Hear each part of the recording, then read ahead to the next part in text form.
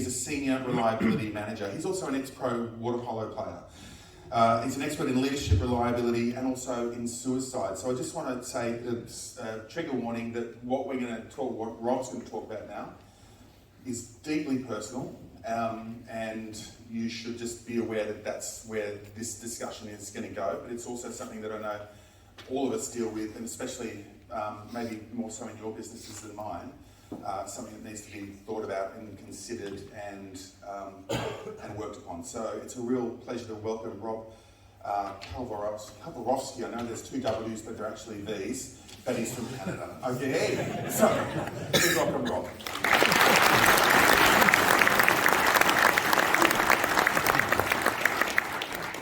It's tough in the interview with, we're going to go real deep in suicide today. But, I am so happy to be here in Australia. My fiance is happy to be here in Australia. The only one who's not happy with me here in Australia is my dog. This is Winston. Tech problem. There we go. This is Winston. Winston's cute, he's cuddly, he's loyal. But don't let his cute exterior fool you. He is a nightmare to manage. Let me tell you what he did. A few weeks ago, we're out for a walk, and suddenly he just takes a beeline to the bushes, bites down, starts pulling with all his might. When I finally caught up to him, I saw what he was doing. My 30-pound Labradoodle was trying to devour a 30-foot ash tree. And just imagine that this is an entire tree. And yeah, Winston loves branches. He also loves challenges. And I just watched him trying to chomp away at this tree, and I'm like, I need to get him to stop. So for the next 10 minutes, I tried everything I could to get him to stop. I asked, I begged, I pulled his leash, I yelled. Suddenly he gave up, sat down, felt frustrated, powerless. And I'm thinking, 20,000 dogs served in the U.S. Army, rescuing drowning pilots, exposing enemy ambushes, taking messages across enemy lines. 2 Australian dogs, Hori and Gunner, they alerted troops of incoming planes 20 minutes before human hearing could pick it up. Meanwhile, my dog's like, I got a tree. And as a leadership coach, I talk a lot about self-awareness, emotional intelligence, and empathy. And even after many years of training, still made a dog and a tree, made me realize that in this instance, I was a complete asshole. And I've noticed that other dog owners really, there's kind of 4 different types. There's the first type who are like, hey, in order to get your dog to comply, be more aggressive. Show him who's boss. That'll teach him. Other dog owners are like, if you enroll them in some classes, upgrade their skills. That'll help him. They're the third dog owners who are like, fire your dog and hire a more competent dog like this German Shepherd. And finally, there are the people who say, you consider journaling?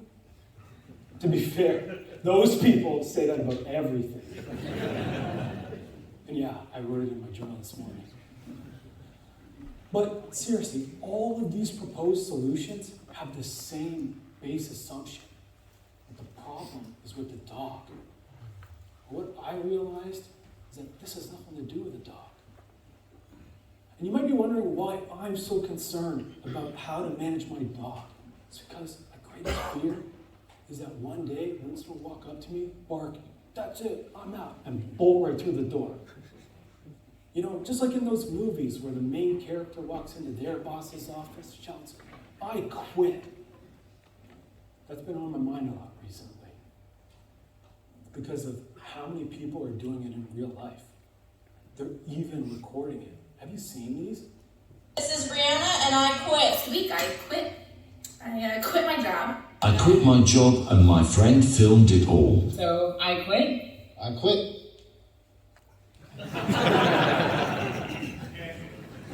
You have to ask Chris for the champagne later. These are called quit talks. Thousands of these are out on social media with millions watching and applauding. And you might think that recording a video of your resignation is a very Gen Z, very American thing. I can say that by being Canadian.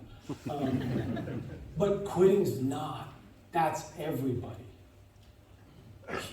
The global wave of the Great Resignation is currently being referred to as job hopping here in Australia. But it's hitting retail, manufacturing, admin, professional services, healthcare, across generations, across the board. And you might also think of these people as overdramatic or entitled or a nuisance for employers. Or you could even say it's a desperate cry for help. These people didn't have anyone, so they chose to broadcast it to everyone. But if you look at the comments, they all say the same things. Hey, your boss must be an asshole. I mean, to be fair, nobody quits their job going, my boss was so nice to me today. He's just so overwhelming. Right? And you know what? These commenters, they're probably right. Since 2021, no matter what country you look at, over 50% of the people who quit their jobs did so because of bad management. So most of us, we've either worked for the asshole or we are the asshole. But you know what's really frightening? That statistically, at some point down the road, we're all going to be a bad boss. So the question is, how do we avoid becoming a bad boss? Let's break it down. When we hear about a stereotypical asshole boss, what are some of the traits that you think of? Shout them out at me. Aggressive. Aggressive, yeah? Arrogant. Micromanaging. Micromanager, yeah? No at all. Listen, I didn't hear that one. Who's the asshole? Yeah, those are really great answers, and you'll find out shortly. And for me, when I think of a stereotypical boss, I think of Will Ferrell. I mean, no, not Will Ferrell, the actor, but he's a really great guy. I mean, I've never met him, but this Saturday Night Live sketch with Will Ferrell. So what do you think? I think I want the job. Fantastic. Oh, excellent. Great. So we'll give you a pass key and assign you a desk and a parking space. Excuse me, Mr. Tarkanian? Why are you interrupting me? Well, I just thought that you... You thought? You thought? You do not interrupt me! I do not want you to pull this amateur bull crap, all right? I'm a professional! Do you hear me? Do you understand me? Yes, Mr. Tarkanian? What was that about? I'm sorry you had to see that. She can be a real bitch. I mean, that's fiction, right? Nobody does that in real life, right?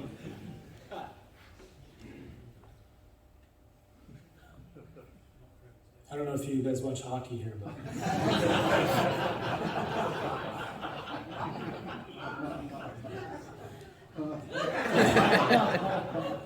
That actually hits home with me. I used to be a polo coach, and I also had a coach throw a chair in the pool.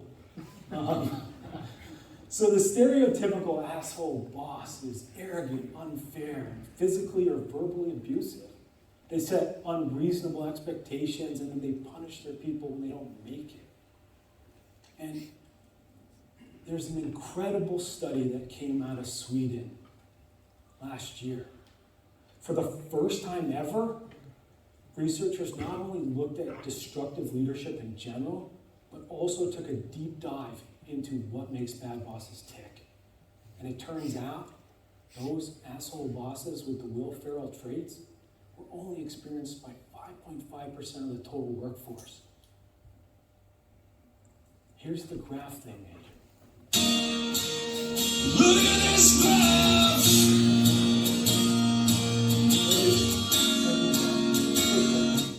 If only I had a nickel back for every graph that didn't make sense. So the researchers compiled 7 completely distinct leadership profiles. And yes, looking at this graph, you can tell it was Swedish research. because the Swedes are like the IKEA of research. Great at assembling things, but good luck at making sense of instructions. So let's simplify it a bit because the results are actually really important. Here's the first boss that we talked about with the real feral traits, which we've named arrogant and violent. But there are many other bosses that less frequently resort to violence. But they're highly egocentric, they take all credit for themselves, they don't trust their people, but they do take credit for their work. These people are almost 20% of leaders. Have you had a boss like that? I have, and almost 20% of people have. Then there are the bosses on the other end of the spectrum. The bosses that are too passive, like the cowardly boss, or also known as the ghost manager. These people, they avoid confrontation, they don't really show an active interest in the company, and when leadership's required, they're not there. You can identify these folks by key phrases like, "That's not my decision, it's upper management." Or, "I don't want to be a micromanager, you figure it out." Actually heard that one. Then we have the messy bosses. They are bad at structuring and planning. They're bad at giving instructions, and it starts to confuse their employees. And that's why, to identify these folks, it's really just look for chaos in the organization. These leaders don't have priorities, they don't know what to do, and so their people are confused. And finally, rounding out the bad boss profiles, we have the combination types. The passive-aggressive bosses who will avoid confrontation, but they'll use threats and violence if it gets them the right way. And the passive egocentrics that will do anything to get ahead, and they'll claim all credit as their own, but they'll do so behind your back. The end result is shocking. Only 1/3 of the global workforce works for leaders who are low in destructive traits. And the rest, a full 2/3, work for leaders who are actively or passively destructive in various ways.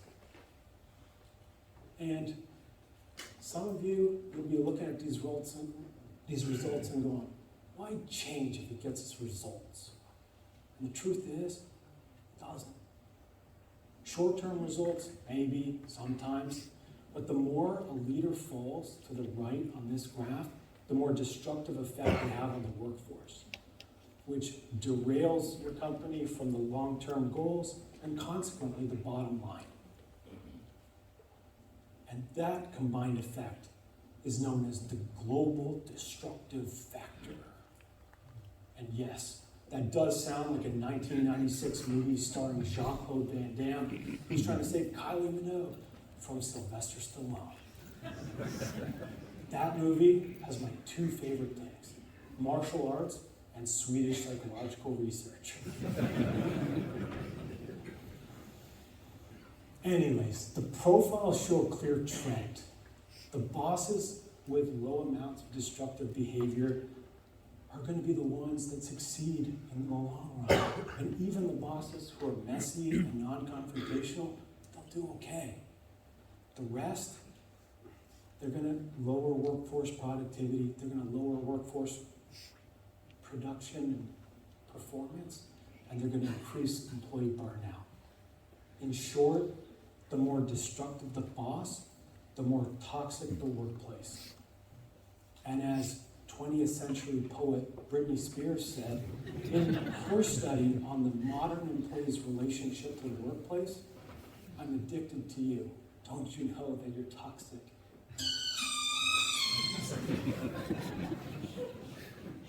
And you could be looking at this data and say, you know, Rob, that's the way it's always been. And that might be true. But what has changed is employees' reactions. Just a few months ago, MIT released this study where they analyzed over 34 million online employee reviews. And today, when deciding whether to stay or go, Toxic culture is 10 times more important than salary. You can't outpay a toxic culture. And I'll go a step further. The ramifications of a toxic culture is more than just increased employee turnover, lower profitability, and the potential that you'll be on the wrong end of the next viral crypto video. Last year, the University of South Australia released this study, which says that toxic work environments increase employee risk of heart attacks and stroke, and also increases depression by 300%. And where there's more depression, there's more suicide. Toxic workplaces are literally killing us. And you might be wondering, how does this play out for us in every industry? Got bad news.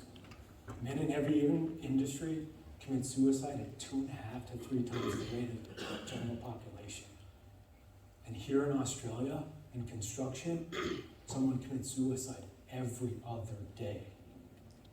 And it almost killed me too. When I started off in the working world, I thought I had it all. Up to that point, I'd done everything right. I was playing water polo on the Canadian junior national team. I was a 3-time academic All-American, and I graduated with a mechanical engineering degree from MIT.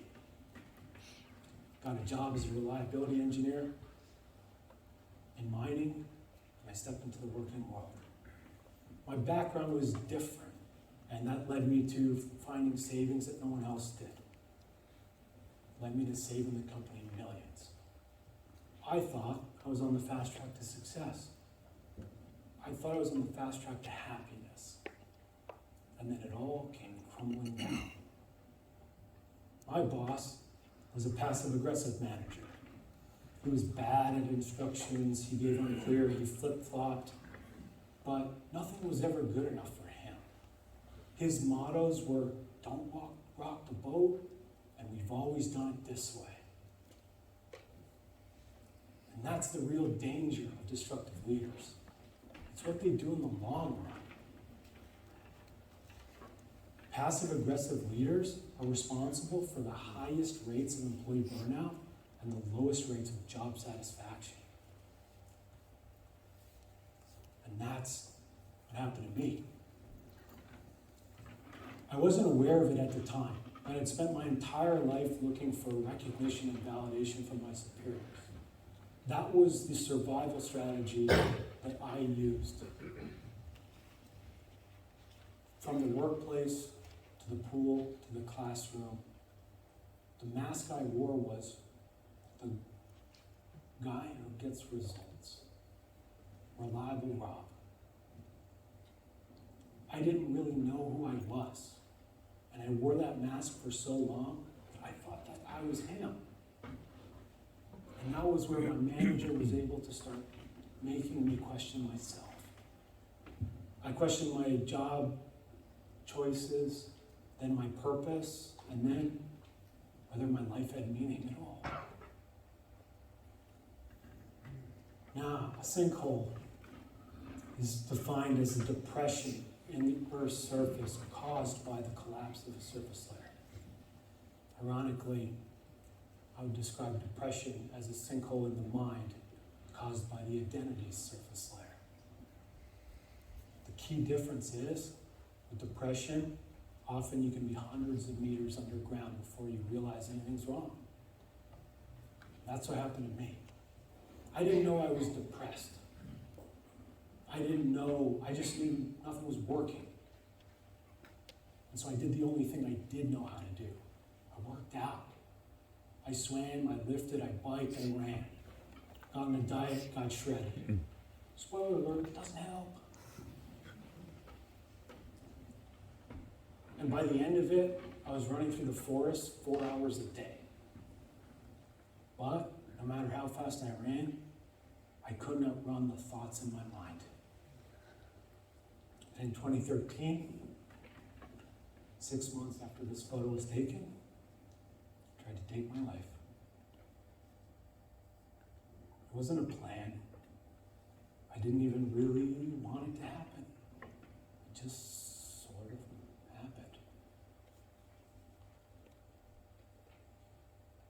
there's two ways this plays out. The first, in Global Destructive Force, Jean-Claude Van Damme just got knocked down. Jean-Claude Van Damme plays me. Just got knocked down by his manager, Sylvester Stallone. And suddenly, while he's trying to gather himself, he gets a flashback and the words of his father echo. Son, remember, each time you get knocked down, you get right back up on that bike again. This is how you defeat your enemies. And suddenly, Van Damme springs to his feet, knocking out Sylvester Stallone. And then he goes on to save Kylie Minogue just in time for her to record the end credits, a song that plays over the end credits of this movie. And yeah, I've totally watched this. You might be surprised, but my experience was a little different. Turns out, you're not guaranteed an epiphany when you hit rock bottom. When I hit rock bottom, it wasn't the moment where I changed my life. I didn't quit my job. I didn't move to the beach. I didn't even get a flashback. You know what I actually did? When I woke up the next morning, I was still alive. I just got dressed and went to work.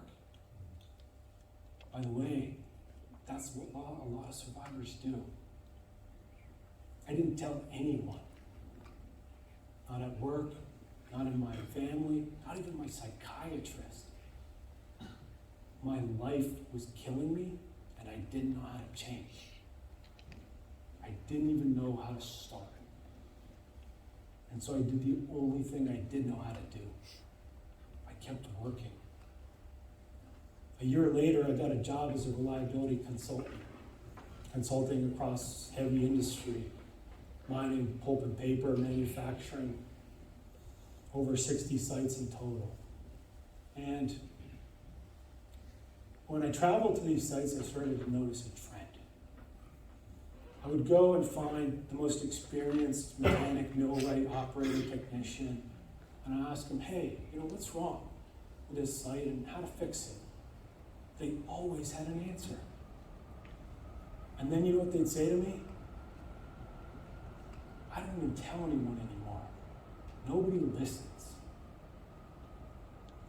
Looking back at it now, I realize those people were just as depressed as I was.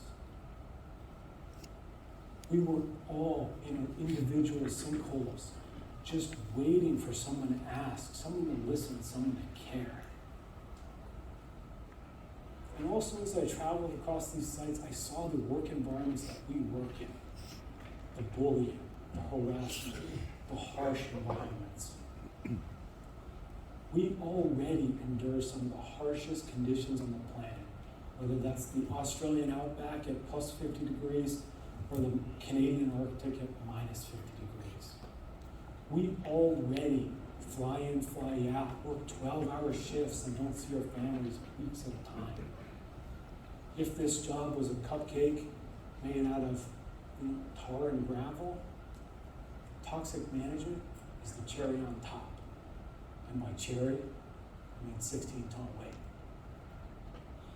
Is there any wonder why we commit suicide at rates far higher than anyone else? A few years later, I started a podcast in maintenance and reliability because I wanted to know why we weren't getting the results that we worked so hard for. And coming from engineering, I thought the reason was in the technical stuff. The processes, the procedures, the technology. But one by one, the guests that came on the show, the barriers that they all said were two things: implementation and culture. And it took me a while, but finally it clicked. This all boils down to leadership. And that led me to a leadership coach, who's now my boss. She taught me what leadership could be. She also taught me about emotional intelligence, and that had me starting to connect with parts of me that I'd locked away. That led me back into therapy. And when I was in therapy, I realized I needed more help, which led me to a great psychiatrist who manages my medication. Those were my puzzle pieces. The therapy helped me heal the trauma that I had and to find out who I was underneath the discarded mask of reliable Rob. The medication was a helping hand out of the sinkhole. And the coaching taught me who I could become. Someone who helps people avoid the suffering that I went through. And that's why I'm here today. I walk the shop floors with people like you. I suffered the toxic cultures like many of you have. And most importantly, I can show you a better way.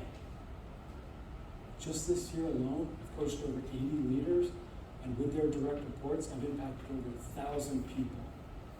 Those people are happier, they're healthier, and they get better results. I'm sure many of you have seen these before. Almost all the head companies in heavy industry have a value statement. Health and safety is number one. People are number one. I've seen them posted on every wall I've ever been to at a site. And also, I took these off a few websites in our industries.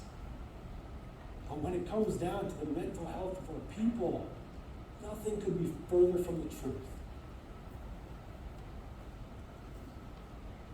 We hold on to this outdated idea that the only way is sucking it up, pushing it down, dismissing change, and ridiculing emotion. Even when we know that this culture sabotages growth, sabotages our happiness, and even the performance of the company. But we just keep saying, that's the way it's always been. We could literally be an industry that unironically hands out trophies saying, I didn't commit suicide today. We have a massive gap between what we know we should be doing and what we're doing. So how do we bridge that gap? We're leaders. It's time to lead. We have to acknowledge what's in the best interest for us, our people, and our companies, and dismantle the toxic cultures that are literally killing people. Now, I know a few of you are still thinking about this graph from earlier. 44% is really small. Maybe I'm an asshole and I didn't know it. I don't know. Okay, slow down and take a deep breath. If you're actively thinking about whether or not you're a toxic boss, you're probably not a toxic boss. In fact, narcissists don't look at this graph and go, I'm an abusive narcissist. And arrogant and violent people don't look at this graph and go, I'm arrogant, I'm violent, I love violence, violence gets me results, win-win. That doesn't happen.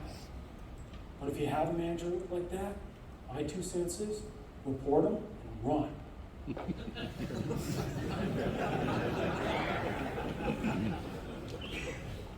Seriously, a 2021 Forbes study said that only 5% of actively toxic bosses will actually acknowledge their behavior and strive to change. The other 95% won't do anything. So actively toxic bosses can't really be changed.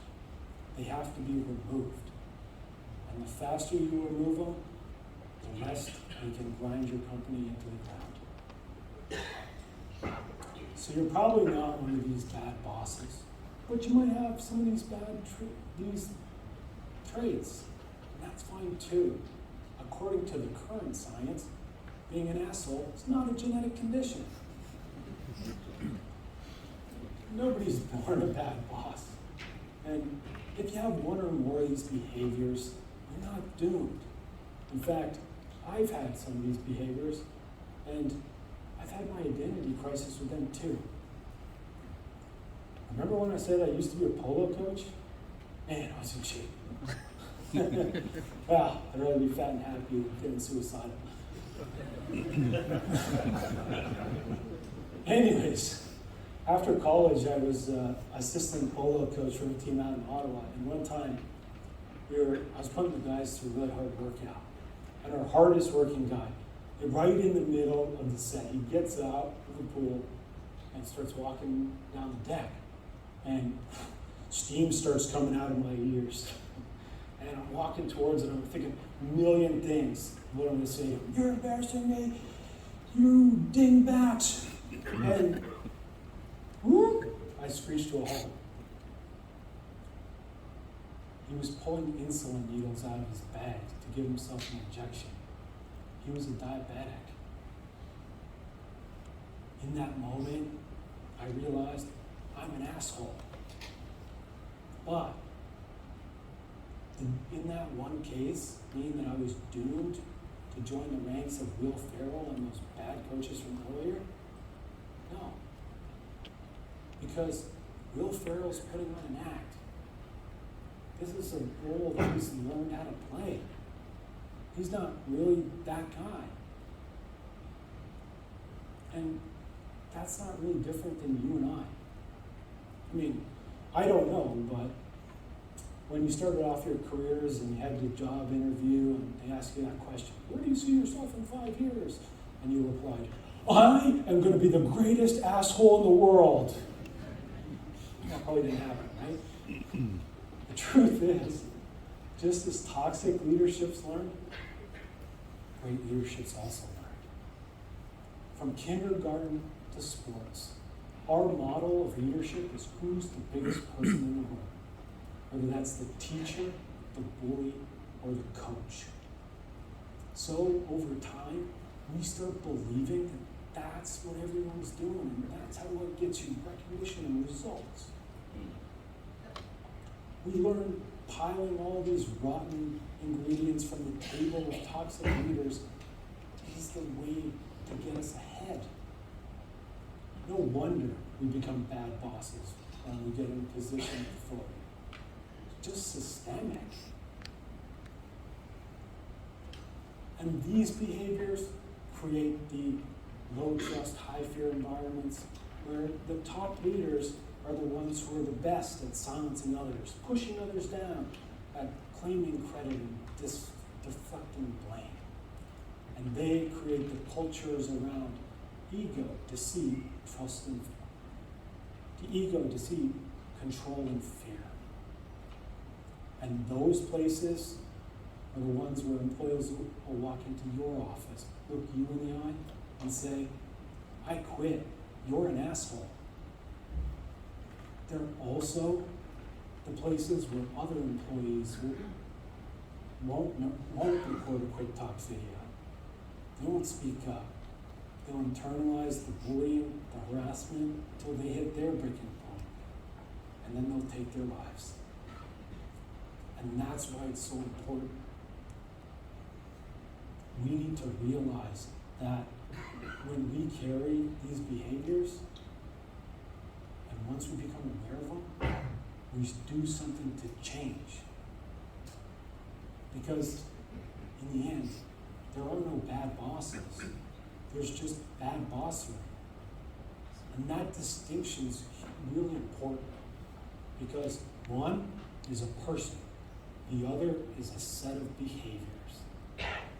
And behaviors, you can analyze, you can look at them, you can even apologize for them, and you can take steps so they never happen again. And am I an asshole because I almost went ballistic on a guy who's diabetic? No. I almost did an asshole thing.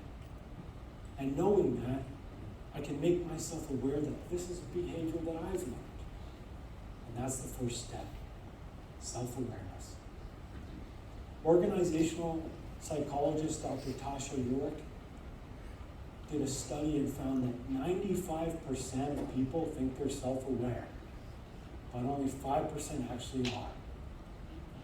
It's just like driving. We all think we're great drivers, but we're probably all average. Most of us fly on autopilot with huge blind spots about why we behave and why. And self-awareness simply means that you know who you are, your values, your strengths, your weaknesses, and the worth that you have as a person. And as you develop your self-awareness, you become more authentic as a leader, showing up unafraid of who you are, and that builds trust and connection, which empowers your people to tell you what's truly happening, both in their jobs and their lives. And that gives you valuable insight on how to make the best decisions, both for performance in a job and also for their mental health. But that's only the first step. You can only get so far with self-awareness. The second step is self-management. And self-management simply is understanding your emotions and then being able to choose how you want to feel, which sounds like something out of Gwyneth Paltrow's Goop catalog, but it's actually a skill. I learned it in my 30s, and I teach it to people now. Self-awareness and self-management are two core building blocks of emotional intelligence. There are more, but just with those skills, gets you way ahead. Through those skills, you can easily gain new perspectives on the decisions and actions you take. And also, because on average, most leaders manage people for 12 years before they receive leadership training. And the majority of leadership training doesn't get results because it fails to address the most important thing, the mindset. Which brings me back to Winston. I started this talk with Winston for two reasons. The first one was I wanted to hold a speech that would demonstrate how long he chewed on that tree. And let's check in with him now. Oh, 40 minutes. Okay. He's about done now. The second reason was that this case with Winston actually demonstrates a lot of what we've been talking about with respect to leadership. When Winston was chewing on the tree, I felt powerless, and my emotional reaction was to feel frustrated. Then, my behavior was to double down on doing things to get him to comply. But by using emotional intelligence, we can dig into the beliefs that fuel our emotions and then choose how to respond. Was I truly powerless? No. There was a million things I could have done. That helps me shift from frustration to neutral. Now I can look at Winston again and go, it's actually kind of funny that he's trying to eat an entire tree. And the second step is once you cultivate emotional intelligence, you can start to access empathy, which is seeing the perspective of someone else. So, what was Winston's perspective? He's loved sticks his entire life. And today, he saw the biggest, best stick ever. He had to use all his doggy powers to bring it home. How could I expect him to behave any differently? And so I sat and watched. And Winston struggled and chewed and struggled and chewed. He was working on a goal much larger than himself. And he was joyous doing it. And after 41 minutes, he came back to me with a big smile on his face, as if to say, look what I've achieved today. And that's how self-awareness, emotional intelligence, and empathy, these positive leadership skills, changed how I walk my dog forever. So to answer the question, how do I avoid becoming an asshole boss? Is to remove the asshole. That is, unlearn the assholery and replace it with self-awareness and emotional intelligence and empathy. And who knows, you might literally be saving